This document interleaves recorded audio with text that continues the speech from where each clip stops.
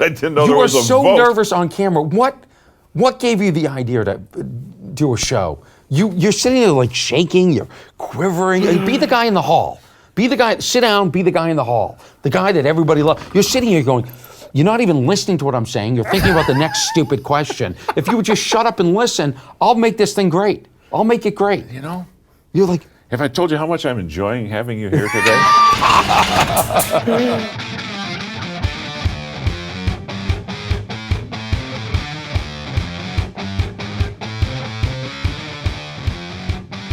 As you notice, we have a special guest in your Uncle Joe's Garage today, outfitted by California Car Cover. Orny Adams, our original first debut guest. The garage has changed a bit since you were here last. not really. No, but just the same. What's different? All the little toys are nicer. Come on, Orny. No, this was all here. This was Yeah. up and running operation, or I would not have done it. That's true. And your stories, your fascinating stories about cars. Yeah. Did you ever have a car? What do you mean? Did I ever? Did you have a car? What was your first car? Orny Adams is a comedian, and he's going to be baiting me shortly. I'm completely aware of this, yes? What the question is what? Your first car, did you have one? Yeah, but then you would know my security question. What else do you want to know? Do you want to know my mother's maiden name? Do you want to know I thought your security question was Doheny Blues Festival. where I was married? Oh my God. Yeah. This is way too much. I had a I can't say because it is my security question, but it was a nice car. It was a great car, and it was a diesel. A diesel? And I bought it for $400, and I blew the head gasket, and sold it for $400. That's a good That's investment. a pretty good investment, yeah. Yeah. Wow. You're traveling all, she said, changing the subject ever so slightly. You're traveling all the time. You're working across America and God knows where else. And have you noticed that so far this year there's been a lot of artists passing into the other world?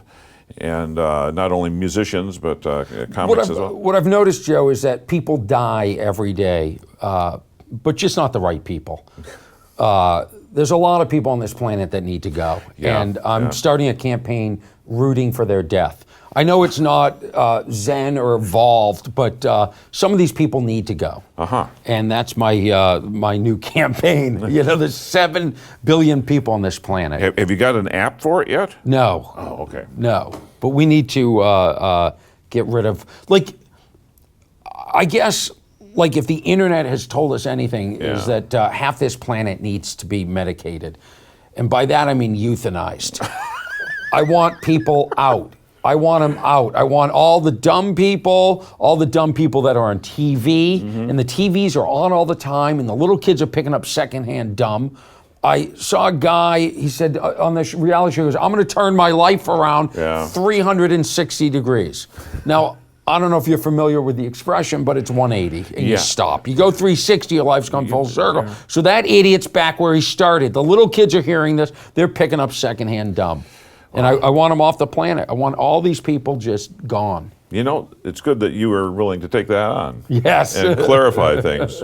You've dealt with so many amendments to the Constitution. You've dealt with all kinds of things. I'll take it places that most people, now I'm battling Ziploc bags. Ziploc bags? Well, you know, if you go into Target, I don't know how much bigger the aisle can get. It actually, there are so many, I don't know, they'll do anything to sell you a Ziploc. Last night, they now have something called Easy Open.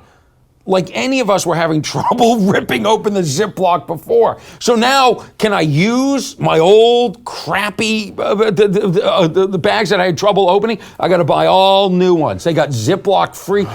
Freezer, Joe. Don't put the room temperature ones in the freezer. Oh my God. They're not going to work. Oh no. They're not going to, buy all new ones for the freezer.